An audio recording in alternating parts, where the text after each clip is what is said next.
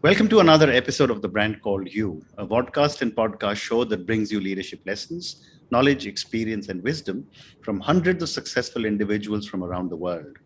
I am your host, Ashutosh Garg, and today I'm delighted to welcome a very senior hotelier from the Middle East and a fellow YPO, Sandeep Walia. Sandeep, welcome to the show.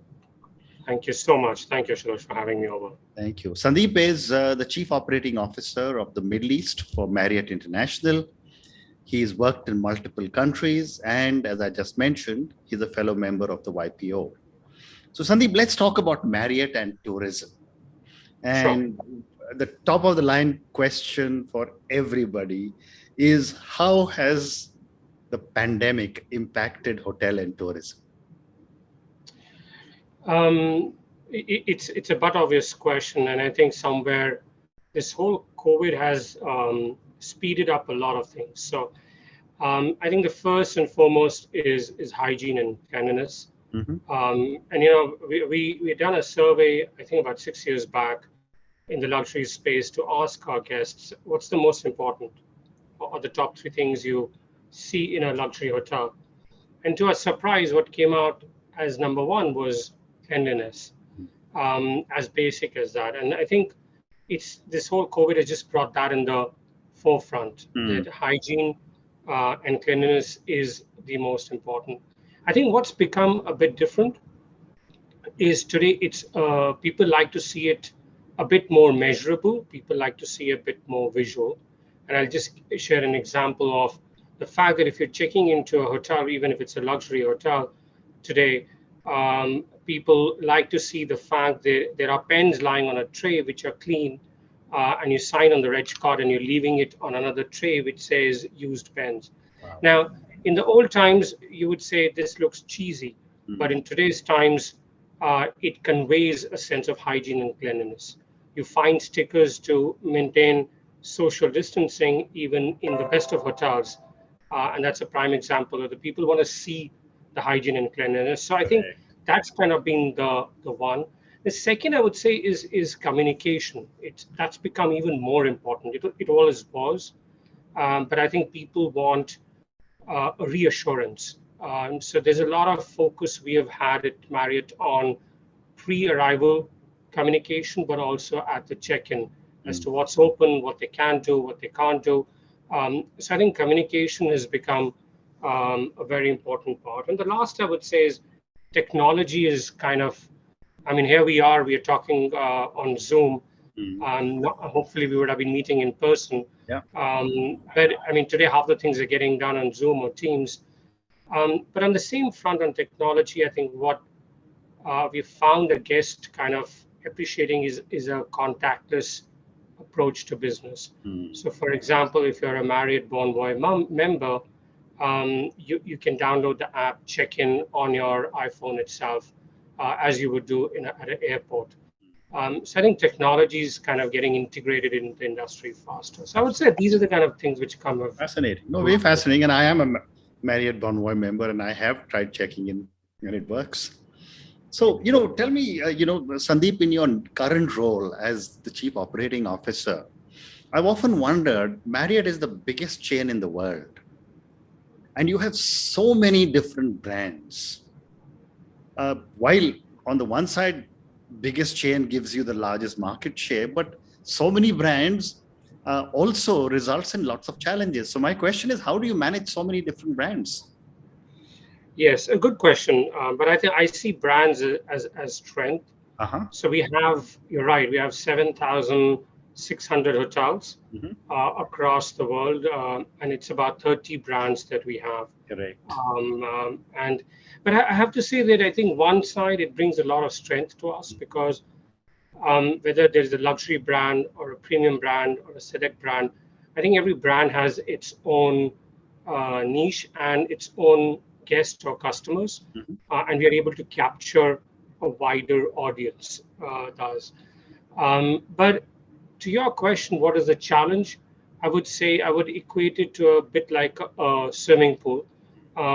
It's different swim lanes. And our challenge is that we need to remain, if each channel in this swimming pool is one brand, we need to make sure that we remain within that swim lane for each brand. Now, when you go deep into the water might be getting mixed because, end of the day, the IT processes or the finance processes are similar between the brands because it's one with Marriott International. But on the top, the service standards of what the brand stands for, whether it's a Ritz-Carlton or a St. Regis or a W, we need to stay true to that. And I think our challenge is that when we travel across the globe, and I'm looking at your map behind you right now, we need to remain true to each brand. Right. A Courtyard in US should be the same as a Courtyard in Asia, and so forth. So I think remaining true to each brand is very important. Very well said. And as you look at the past 18 months from your Courtyard, in the US to your St. Regis and all the other top names that you have, one of the things that people often talk about is that because of technology, which you just spoke about, Zoom, business travel is going to be taking much more time to pick up. I don't know what your prognosis is. No, it's a very fair point, and I think it's one that one can't shy off. But I would say that one has started. It's a bit of a staggered answer or broken up because it really depends on which part of the world you are in. One, I think travel has become a bit more dependent on vaccinations, number of COVID cases, which eventually leads to corridors being open or not. But what's really encouraging, Ashutosh, is the fact that there is a huge amount of pent-up demand. And we've seen it every time 2 corridors open to travel, you can see the occupancies just shooting up. And we kind of seeing new markets. So when we look at, I'm today in Dubai, we look at UAE, the highest today demand is actually the domestic market, which is the staycation itself. And we have 66 hotels in UAE. And in fact, in the month of June, we had crossed the occupancies of 2019. The ADR was actually higher, but it is all led by leisure. So your question is very valid. It's led by leisure. But I would use, we love to use different words. It's called bleisure, but it's a bit of a blend of business and leisure coming together. And it had started actually. It had started pre-COVID where when people travel for business, they would still look at a spa option or F&B options to get some me time or downtime. And when they went for leisure, they still looked at the speed of Wi-Fi because they needed to check email. So it had started, but it only got accelerated with COVID. So people are taking vacations, which is kind of spending time with the family, online school happening in one room, but then you're doing business as well. So we're seeing a bit of growth on that piece. The leisure has really exceeded, so it's kind of compensated somewhere on the business piece. And you're right, Zoom and Teams are here to stay. But I strongly believe that a few years later, it will not be Zoom and Teams. We'll be back meeting each other. There is no substitute to human connection. Absolutely. So social interaction and actual face-to-face meetings are the only answer to doing business. I agree. Absolutely. My glass is half full. Absolutely. Well said. And you said very, very correctly about staycations. I find even here in India, the Delhi hotels, which have been affected because of no business travel, are suddenly seeing people from Agra or people from Jaipur saying, let's go and spend 3 days in Delhi. True. And stay in all these high-end hotels. So you're absolutely right. But moving on, Sandeep, given your vast experience and, traveling all over the world, the more I see, and, we are very, very ardent travelers.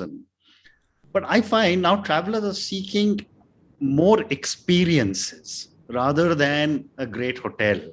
I mean, they want a great hotel, but they want far more experiences. How are your properties and your brands adapting to this fresh demand?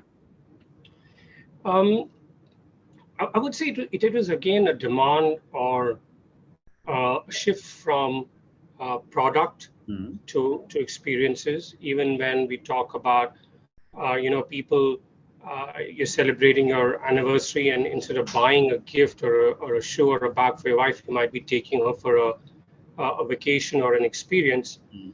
I mean, it's different that when you reach there, she might still ask for the bag, but Uh-huh. let's keep that aside. Okay. But but I think somewhere it had moved to experiences, and it's only got speeded up. Now, look at us as Marriott. We have 30 brands.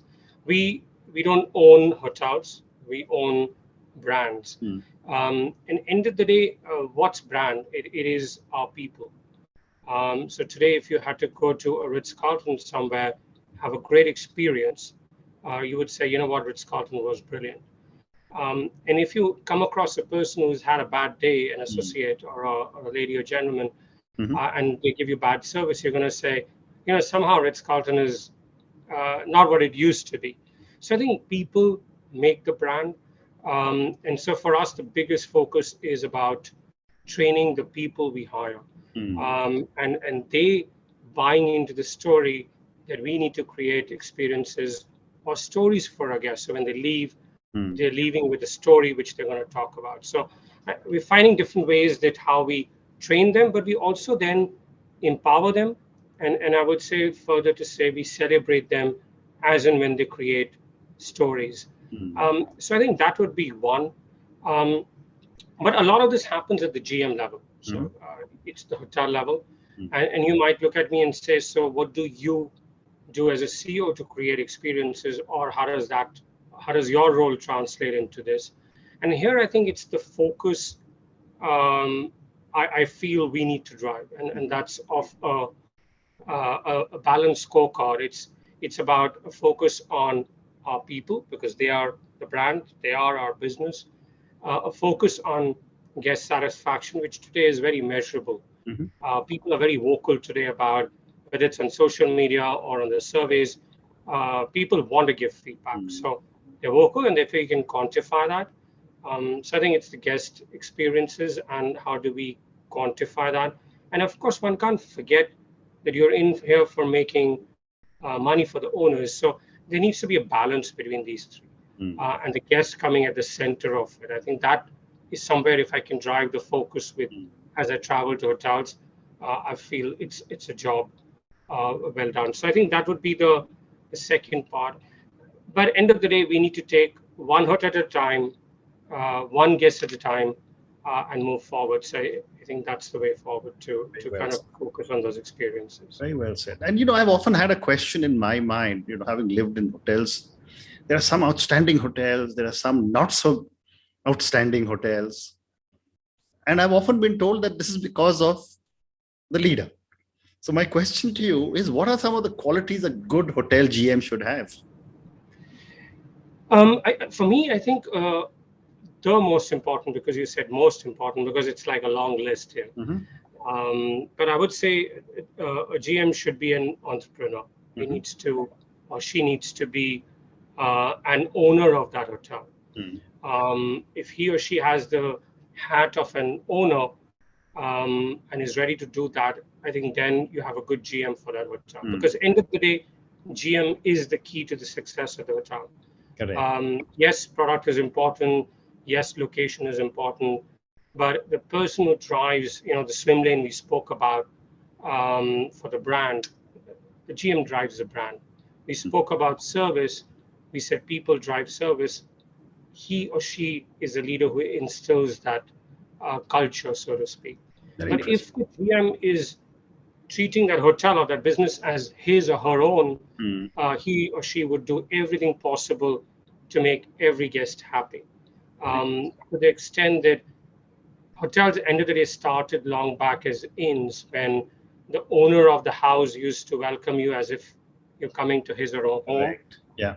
cook and serve what he or she made. Mm. Yes, at the end of the stay, there was a bill.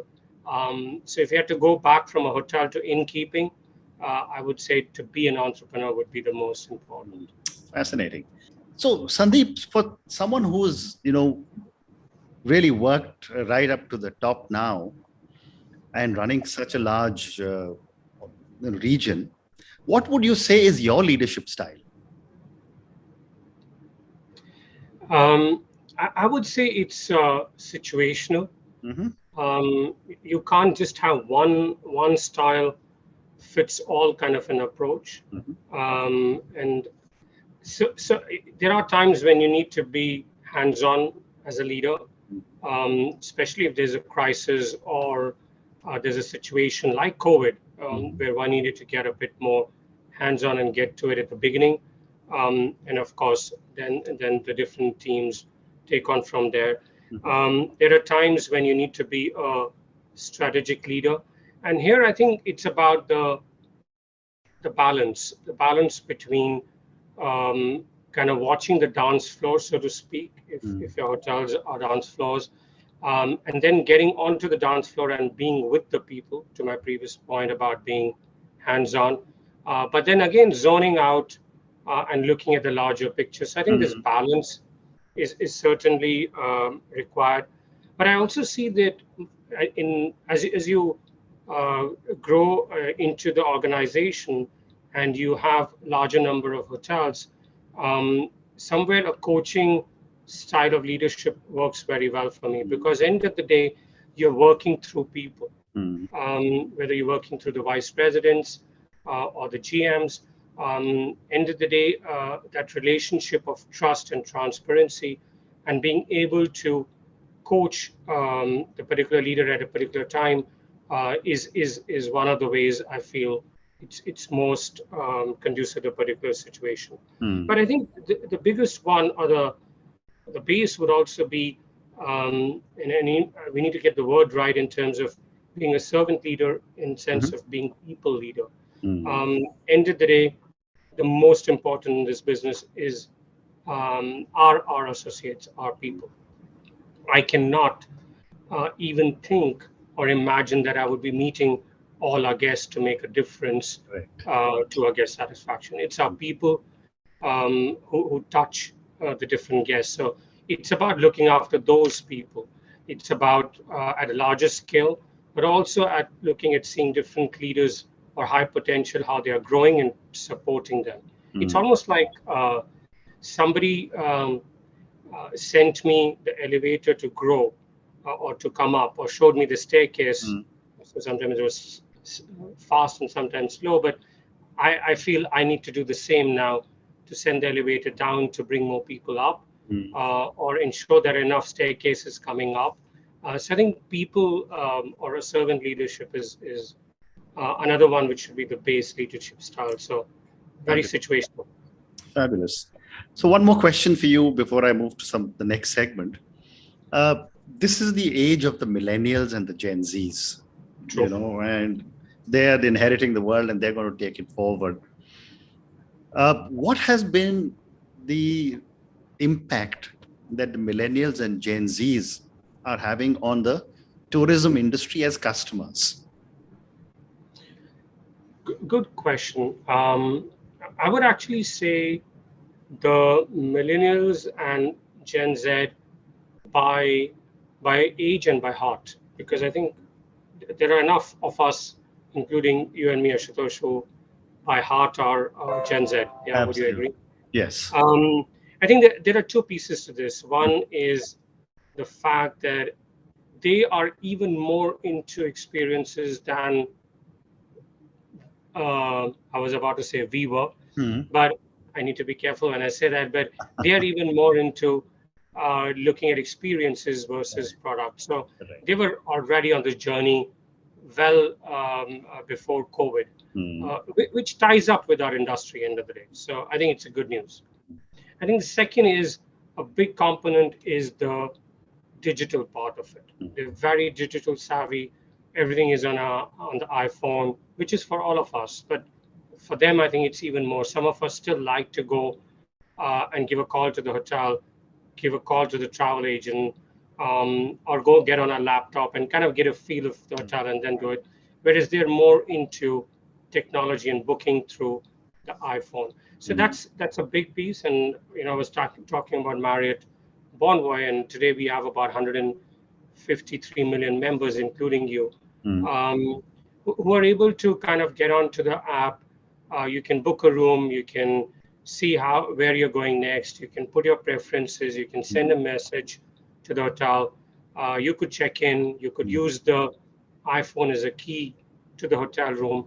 So I think the technology piece is certainly a component which is there, and something linked to that would be social media, which is kind of changing how things work. They're very active on it. They would like to go to the TripAdvisors or different social media sites to see what the feedback has been from other guests. So I think it's become very active and very live. So technology has been a big change which we are seeing, and therefore our marketing strategies are more obviously online versus more how it used to be, or print media how it used to be. So that's changed a lot. Fascinating. So I'm now going to move to the last segment, which is some questions for you personally. Sure. Our guests love to, our viewers and listeners love to get to know our guests a little more when they hear our conversation. So my first question to you is that someone who spent so much time in the hotel business and who's now at such high levels, and I'm sure there's far more coming up for you, what would you say are 3 key milestones in your life or your career so far? In my career, I would say the first would be joining of hotels itself. It's a lot of times you're at an age when you're not sure what you want to do, and you're trying in your mind to put the different thoughts that cross you, different things that excite you, and you hope that all that would come together and you join an industry which you would enjoy for the rest of your life. Correct. And today, if you had to ask me if I had to go back in time and choose what I had to do, I would do this journey all over again. Amazing. So I think somewhere that was my first milestone when I joined this industry. And interestingly, Ashutosh, that it's the month of August, and it was exactly 25 years back. Wow. In the month of August that I joined hotels in Butlers back in the Oberoi, Mumbai. So yes, it's been 25 years. So that would be one. The second I would say is when I first became a general manager. I was the GM at the Ritz-Carlton in Moscow. We were opening the hotel. Going back to my example of being an innkeeper, I felt that was my home. That hotel was mine, and everybody who walked into the door was coming to my home and had to leave happy. All the people working with me in that hotel were my family.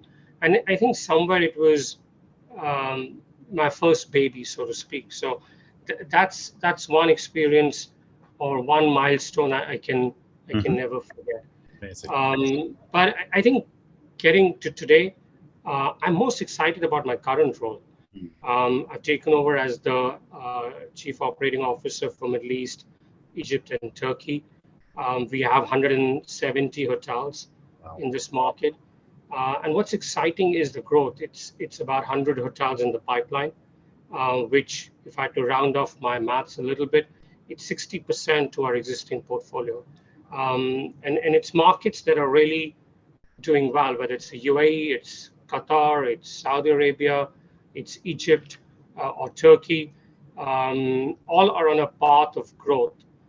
So when I look back, the fact that the worst is behind us with COVID, I look ahead, I look at the glass getting more than half full now, and the growth coming in. I think I find this point a very exciting part of my career as well. Amazing.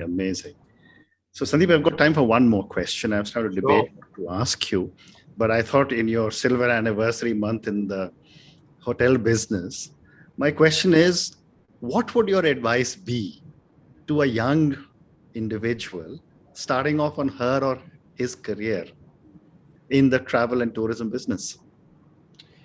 Good question. I would say it would be about consistency and passion. There is a lot of hard work in this industry. It's long hours, and it's very easy to kind of stay at the top and ensure that you're doing, whether you're in the kitchen or service or housekeeping, to start with. but a lot of times it can get tiring and the consistency can come down, or your energy levels, or your enthusiasm, or your love for the industry. To keep everything very consistent of your values is very important. And the second is to stay very passionate about what you're doing. And I'll try to, because it's a very broad term, this being passionate. And we often use it saying, be passionate about this or stay passionate. I kind of give this example of a train. Yeah, so when you take a hot water, you boil it. At 99 degrees, it's hot water. I mean, if you put your hands into it, you're going to burn your hands.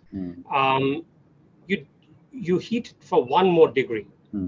It's going to become 100 degrees, and then it's steam. And I think at least when both of us had more black hair, trains were run on steam. So that's the power of steam. And all it took was that 1 degree more. And I think that's passion. But I think the youngsters need to keep finding their passion as to what is that one thing they're going to do every day, every week, every month. What is that one thing that they're going to do at work which will make a difference? The one guest more they're going to look after, the one book more they're going to read. If we can all continue to do that 1 degree in everything we do, I think that's passion, and that can truly, if consistently kept, to my first point, for sure is a story to success. Fabulous. Amazing. Sandeep, thank you so much. It's been such a pleasure and privilege speaking to you. Thank you for taking me down this journey of the travel business. I mean, I've just loved the examples you've given of branding through a swimming pool, for example. I mean, these are things that I'll probably remember for a long, long time. Thank you again, and good luck. Thank you so much. Thank you, Ashutosh. Thanks.